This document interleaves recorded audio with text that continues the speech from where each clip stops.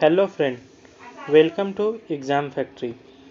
आज मैं आपके लिए जनरल साइंस सामान्य विज्ञान प्रैक्टिस से श्रृंखला 2 लेकर आया हूँ। इसमें मुख्य रूप से आपको फिजिक्स, केमिस्ट्री, बायोलॉजी, कंप्यूटर एवं एग्रीकल्चर से रिलेटेड 5-5 प्रश्न दिए जाएंगे। ये उन प्रश्नों की श्रृंखला है जो हमारी उच्च स्तरीय टीम के विशेष मार्गदर्शन में तैयार किए गए हैं।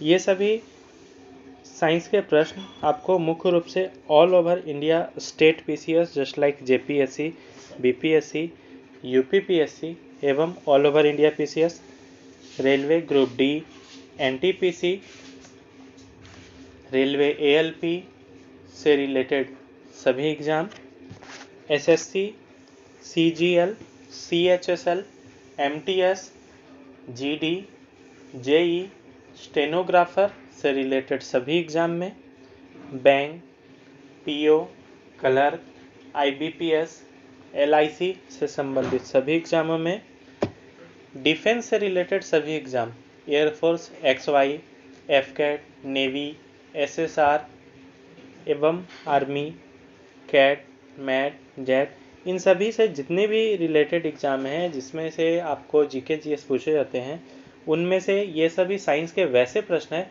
जो डायरेक्टली आपको एग्ज़ाम में हिट करेंगे। तो क्वेश्चन को आप बिल्कुल ध्यान से पढ़िए, उसके उत्तर जानने की कोशिश कीजिए। जिस प्रश्नों का उत्तर आपको नहीं आता है उसे आप अपने कॉपी में नोट डाउन कीजिए, बार बार उसे प्रैक्टिस कीजिए। चलिए स्टार्ट करते हैं। पहला क्वेश्चन है, निम्न युग्मों से किन भौतिक राशियों के समान विमीय सूत्र नहीं है। यहाँ पर आपको विमीय सूत्र के बारे में पूछ रहा है, जिसको हम लोग एम एल टी से दर्शाते हैं। M for mass, L for length, T for time. Option A है बल एवं दाब, ऑप्शन बी कार्य एवं ऊर्जा, ऑप्शन सी आवेग एवं संवेग, ऑप्शन डी भार एवं बल। इसका जो राइट आंसर है वो है ऑप्शन नंबर ए। आपसे ये चीज़ें पूछ रहा है कि कौन से इसमें ऐसी भौतिक राशियां हैं जिसकी विमीय सूत्र समान नहीं है। तो बल एवं दाब इन दोनों के विमीय सूत्र समान नहीं होते हैं, जबकि कार्य, ऊर्जा, आवेग, संवेग, भार और बल इन दोनों के विमीय सूत्र समान होते हैं। नेक्स्ट क्वेश्चन है, सोडियम 23 के 46 ग्राम में परमाणुओं की संख्या कितनी होगी। अगर मुख्य रूप से ये चीज़ें हम देखें तो परमाणुओं के संख्या को निकालने के लिए हम न्यूट्रॉन,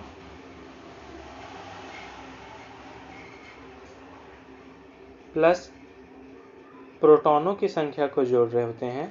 तो सोडियम के अगर हम 23 के 46 ग्राम परमाणुओं की अगर हम संख्या देखें तो उसकी संख्या होगी, तो ये होगी 2n।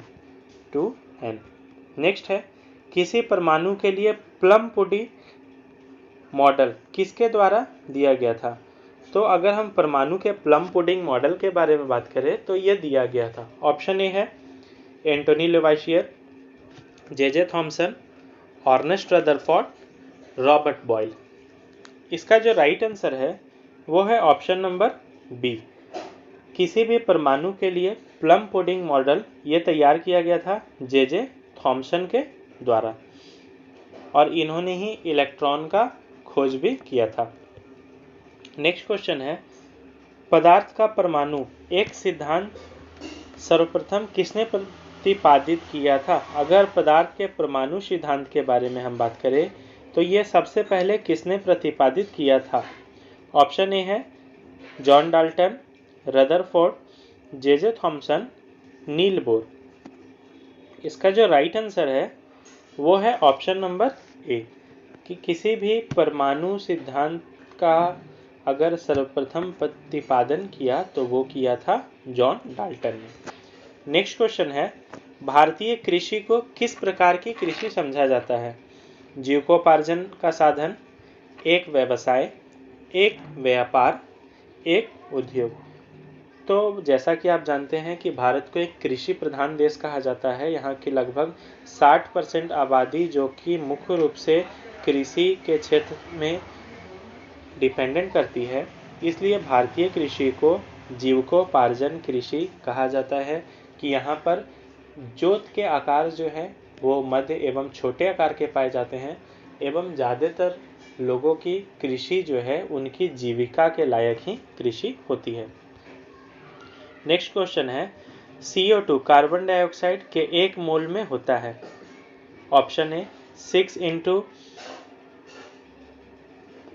माफ कीजिएगा, यहाँ 10⁻23 है, 6 इंटू 10⁻23 O परमाणु, 18 इंटू 10⁻23 CO2 अणु, CO2 स्क्वायर के 3 ग्राम परमाणु, 6 इंटू 10⁻23 C परमाणु।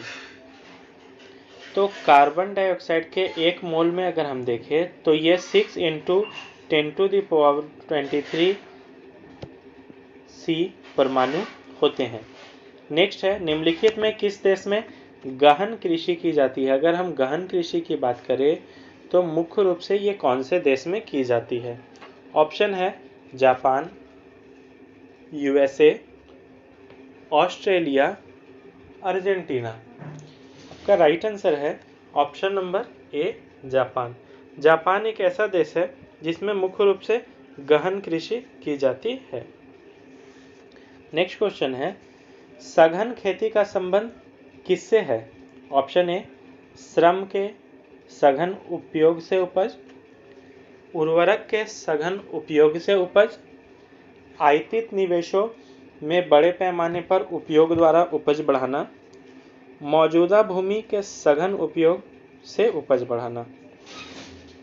तो सघन खेती जिसको हम डेंस फार्मिंग के नाम से भी जानते हैं, इसका संबंध मुख्य रूप से है मौजूद भूमि के सघन उपयोग में उपज बढ़ाना, कि हमारे पास भूमि का आकार कम है, इसमें से हम कितना ज़्यादा से ज़्यादा अपने प्रोडक्शन को बढ़ा सकते हैं। तो इसका राइट ऑप्शन है ऑप्शन नंबर डी। नेक्स्ट है कृषि शास्त्र में किसको उन्नत किया जाता है। पौधे और पशुओं को, फसल वाले पौधों को, केवल फलों के पौधों को एवं कृषि को। ऑप्शन डी है कृषि को। इसका राइट आंसर है ऑप्शन नंबर ए। कृषि शास्त्र में मुख्य रूप से पौधे और पशुओं को विकसित और उन्नत किया जाता है। नेक्स्ट क्वेश्चन है संबंध जिस अतिमूल प्रोटीन से है उसे कहते हैं। तो इनमें से 4 ऑप्शन दिए हुए हैं, इनमें से किसका संबंध अतिमूल प्रोटीन से है और उस अतिमूल प्रोटीन को कहा जाता है। ऑप्शन ए गैर albumin, option B histone, option C गैर हिस्टोन, ऑप्शन डी एल्बुमिन। तो इसका जो राइट आंसर है, जो अतिमूल प्रोटीन है, उसे हम लोग हिस्टोन के नाम से जानते हैं। हिस्टोन जिसे अतिमूल प्रोटीन के नाम से भी जाना जाता है। नेक्स्ट क्वेश्चन है न्यूक्लियस के बाहर DNA कहाँ मिलता है। ऑप्शन ए गोल्जी काय, अंतर्द्रवी जलिका, माइटोकॉन्ड्रिया, राइबोसोम। तो अगर हम न्यूक्लियस के बाहर देखें तो न्यूक्लियस के बाहर हमें DNA डीऑक्सी न्यूक्लिक एसिड ये माइटोकॉन्ड्रिया में प्राप्त होता है। माइटोकॉन्ड्रिया जिसे power house of the cell के नाम से भी जाना जाता है। नेक्स्ट क्वेश्चन है कोशिका में केंद्र के अलावा किस कोशिकांग में DNA होता है। ऑप्शन ए द्रव्य जलिका, गोल्जी उपकरण, लाइसोसोम, माइटोकॉन्ड्रिया। तो जैसा कि पिछले क्वेश्चन में भी अभी हमने देखा था कि वैसी कोशिकाएं जिसमें केंद्र के अलावा किस कोशिकांग में DNA पाया कर जाता है, तो वो है माइटोकॉन्ड्रिया जिसे power house of the cell भी कहा जाता है। और न्यूक्लियस के बाहर अगर DNA देखें तो वो भी माइटोकॉन्ड्रिया में ही पाया जाता है। नेक्स्ट क्वेश्चन है मानव शरीर में मौजूद निम्नलिखित कोशिकाओं में से किसमें माइटोकॉन्ड्रिया नहीं पाया जाता। इसमें से आपसे ये चीज़ ये क्वेश्चन कर रहा है कि माइटोकॉन्ड्रिया कौन सी कोशिकाओं में नहीं पाया जाता है। ऑप्शन है लाल रक्त कोशिकाएं RBC, यकृत कोशिकाएं, मांसपेशी कोशिकाएं, श्वेत रक्त कोशिकाएं WBC। इसका जो राइट आंसर है वो है ऑप्शन नंबर ए लाल रक्त कोशिकाएं, रेड ब्लड सेल, इसमें माइटोकॉन्ड्रिया नहीं पाया जाता है। माइटोकॉन्ड्रिया को power house of the cell के नाम से जाना जाता है। और लाल रक्त कोशिकाओं का जीवन स्तर या कार्यकाल 20 से 120 दिनों तक हमारे शरीर में होता है। नेक्स्ट क्वेश्चन है, यह श्वसन श्रृंखला का उपयोग कर पादप कोशिकाओं में ऊर्जा का उत्पादन करता है। तो श्वसन श्रृंखला का उपयोग कर पादप कोशिका, इट मीन्स पेड़ पौधे जो है उसमें ऊर्जा का उत्पादन कौन करता है? ऑप्शन ए है केंद्रक, ऑप्शन बी माइटोकॉन्ड्रिया, सी राइबोसोम, डी हरित लवक। इसका जो राइट आंसर है वो है ऑप्शन नंबर ए। जिस तरह से ह्यूमन बॉडी में कोशिका में power house of cell mitochondria को कहा जाता है, उसी तरह पेड़ पौधों में पावर हाउस ऑफ प्लांट्स केंद्रक को कहा जाता है, जो पादप कोशिकाओं पेड़ पौधों में ऊर्जा का उत्पादन करता है। नेक्स्ट क्वेश्चन है कंप्यूटर से। मैंने इसमें आपको फिजिक्स, केमिस्ट्री, बायोलॉजी, कंप्यूटर और एग्रीकल्चर से कराया है। मुख्य रूप से ये पांचों साइंस का पार्ट है और ये सभी ऐसे प्रश्नों की श्रृंखला है जो डायरेक्टली बेसिस पे आपको एग्जाम में देखने को मिलेंगे। तो दोस्तों, अगर अभी तक आपने हमारे चैनल को सब्सक्राइब नहीं किया है तो प्लीज़ हमारे चैनल को सब्सक्राइब करें, क्योंकि आपके लाइक, सब्सक्राइब, शेयर से ही हमारा मनोबल और भी ज़्यादा बढ़ता है। हम और भी वीडियो बनाने के लिए रेडी होते हैं, आपके लिए और भी अच्छे अच्छे कंटेंट लेकर आते हैं। तो हमारा क्वेश्चन है, कंप्यूटर के भौतिक बनावट कैसी है? Software, hardware, firmware, humanware. तो इसका जो राइट आंसर है वो है option number B, hardware. Hardware और सॉफ्टवेयर में वही अंतर है कि कंप्यूटर का वो पार्ट, वैसा भाग जिसको हम डायरेक्टली बेसिस पे छू सकते हैं, महसूस कर सकते हैं, उसे हम हार्डवेयर कहते हैं। जैसा कि keyboard, mouse, monitor, CPU, printer, speaker, ये सभी। जबकि सॉफ्टवेयर वो पार्ट है जो कंप्यूटर के अंदर होता है, उसे हम सिर्फ देख सकते हैं लेकिन उसे हम छू नहीं सकते हैं। जैसे कंप्यूटर के अंदर MS ऑफिस है, पेंट प्रोग्राम है, एडोब फोटोशॉप है, इत्यादि। नेक्स्ट क्वेश्चन है, सर्वप्रथम आधुनिक कंप्यूटर का आविष्कार कब हुआ था? जो अभी हम मॉडर्न कंप्यूटर यूज करते हैं उसका आविष्कार का श्रेय चार्ल्स बैबेज को जाता है। और इसका सर्वप्रथम आविष्कार कब हुआ था? ऑप्शन ए 1946, 1950, 1960, 1965। इसका राइट आंसर है ऑप्शन ए 1946। सर्वप्रथम आधुनिक कंप्यूटर, इसका आविष्कार 1946 में चार्ल्स बैबेज के द्वारा हुआ था। नेक्स्ट क्वेश्चन है, प्रथम अंकीय कंप्यूटर के ब्लूप्रिंट के विकास में सर्वाधिक योगदान किसका है? अगर प्रथम हम अंकीय कंप्यूटर की बात करें तो इसके विकास में अगर सर्वाधिक योगदान की बात करें तो ये सर्वाधिक योगदान चार्ल्स बैबेज का है। चार्ल्स बैबेज, जिन्हें फादर ऑफ कंप्यूटर के नाम से भी जाना जाता है। और जैसा कि पिछले क्वेश्चन में भी मैंने आपको बताया कि 1946 में सबसे पहले इन्होंने इस चीज़ों को आविष्कार करके प्रदान किया था। नेक्स्ट क्वेश्चन है, कंप्यूटर के विकास में सर्वाधिक योगदान किसका है? तो यहाँ पर पिछले क्वेश्चन और इस क्वेश्चन में अंतर है। पिछला क्वेश्चन आपसे ये पूछ रहा था कि प्रथम अंकीय कंप्यूटर का ब्लूप्रिंट किसने तैयार किया था, जबकि इस क्वेश्चन में है कि कंप्यूटर के विकास में सर्वाधिक योगदान किसने दिया है। इसका राइट आंसर है वॉन न्यूमैन। वॉन न्यूमैन एक ऐसे व्यक्ति थे जिन्होंने कंप्यूटर के विकास में सर्वाधिक योगदान दिया है। नेक्स्ट क्वेश्चन है, कंप्यूटर का जनक किसे माना जाता है? तो जैसा कि मैंने आपको पहले भी बताया कि फादर ऑफ कंप्यूटर के नाम से चार्ल्स बैबेज को जाना जाता है। आते हैं नेक्स्ट क्वेश्चन की ओर।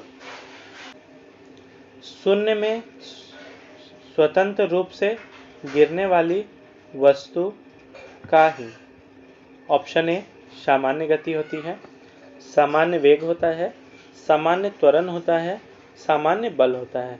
वैसी वस्तु जो शून्य में स्वतंत्र रूप से गिरती है उसमें क्या होता है? इसका जो राइट ऑप्शन है वो है ऑप्शन नंबर सी। उसका अगर त्वरण की अगर हम बात करें तो त्वरण जो है वो हमेशा एक समान होता है। नेक्स्ट क्वेश्चन है, पदार्थ के संवेग और वेग के अनुपात में कौन सी भौतिक राशि प्राप्त की जाती है? अगर किसी भी पदार्थ के संवेग और वेग की बात करें तो इसमें जो भौतिक राशियां हमें प्राप्त होती है, ऑप्शन ए वेग, त्वरण, द्रव्यमान, बल। इसका जो राइट आंसर है वो है ऑप्शन नंबर ए।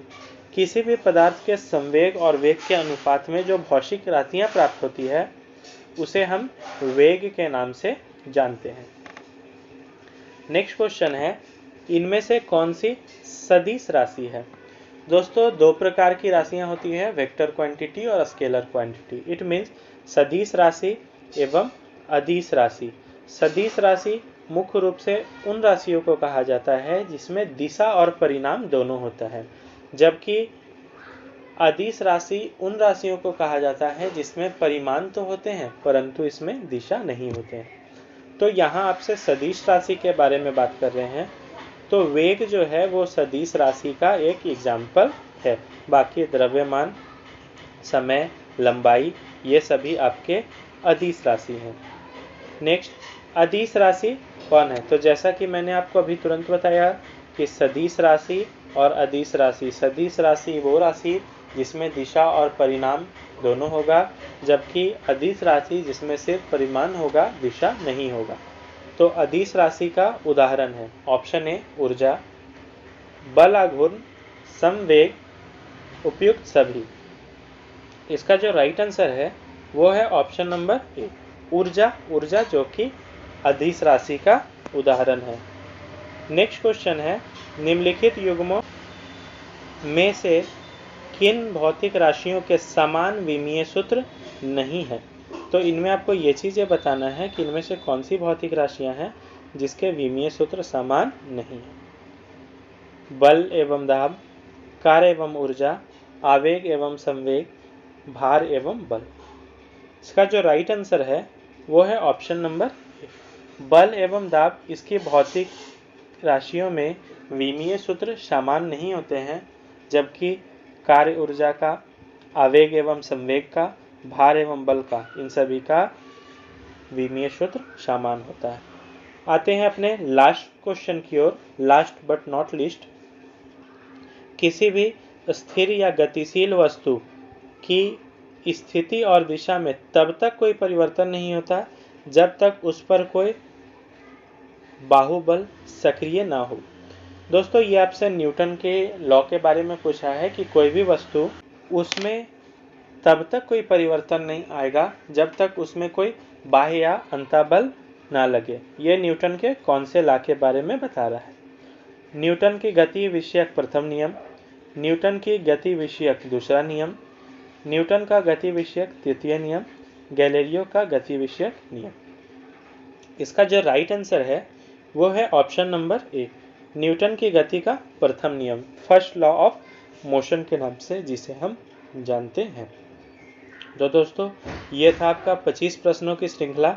इसमें मैंने आपको फिजिक्स, केमिस्ट्री, बायो, एग्रीकल्चर एवं कंप्यूटर से रिलेटेड क्वेश्चन कराने की कोशिश की। ये सभी ऐसे प्रश्नों की श्रृंखला थी जो मुख्य रूप से आपके किसी भी कॉम्पिटिटिव एग्जाम में डायरेक्टली बेसिस पे हिट करेंगे। ये काफ़ी उच्च स्तरीय टीम के द्वारा उनके उच्च मार्गदर्शन पे तैयार किए गए हैं। सभी को आप बिल्कुल ध्यान से याद करने की कोशिश करें, समझने की कोशिश करें, नोट डाउन करने की कोशिश करें। और अगर अभी तक आपने हमारे चैनल को सब्सक्राइब नहीं किया है तो प्लीज़ चैनल को सब्सक्राइब करें, क्योंकि आपके सब्सक्रिप्शन और लाइक से ही हमारा मनोबल बढ़ता है। हम और भी ज़्यादा मेहनत करने के लिए रेडी होते हैं, आपके लिए अच्छे अच्छे वीडियो लेकर आते हैं और आपकी मदद करते हैं। तो thank you for watching exam factory. करो तैयारी जीत की।